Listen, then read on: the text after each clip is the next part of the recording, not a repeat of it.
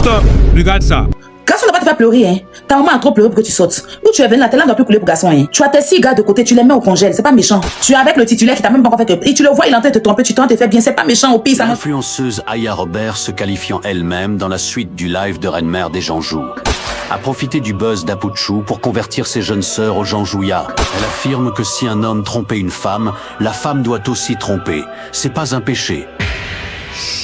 Ça va tellement bien se passer. On va être clair 2 minutes. Tout le monde sait que cette histoire autour d'Aputchou National, ça sent le buzz à plein nez. On ne parle pas d'un enfant de cœur qu'on attrape au hasard comme ça. Et si la vidéo était vraiment authentique, on serait déjà dans une autre dimension judiciaire. Donc posons le décor, calmons-nous un peu. Maintenant, supposons que tout cela soit vrai. Le vrai problème n'est même pas Aputchou. Le vrai souci, c'est Aya Robert. Sa réaction derrière. Parce que là, on a vu l'influenceuse manifestement chargée émotionnellement utiliser cette histoire pour régler ses propres frustrations. Elle arrivait à dire, gros, un homme t'a trompé, donc tous les hommes sont pareils, trompés aussi. Et là, c'est grave. Donc, on est passé le témoignage à cour magistrale en sabotage émotionnel et en Janjouya.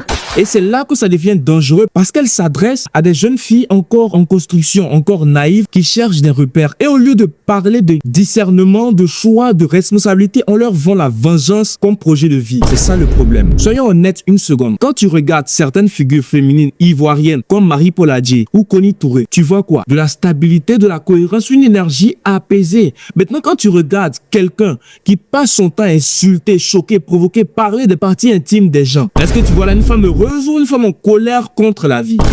Question simple, réponse simple. Une vie faite uniquement de clashs de nuits agités, de mauvaises décisions, de substances douteuses, de discours extrêmes, ce n'est pas la liberté, c'est souvent un signal d'alarme. Le message à retenir est simple. Tous les hommes ne sont pas mauvais, toutes les femmes ne sont pas des victimes. Et surtout, nos plus grands problèmes viennent souvent de nos choix irrationnel, pas du destin. Avant d'être fan, soyez lucide. Avant d'applaudir un discours, regardez où il vous mène. La vraie maturité, c'est ça.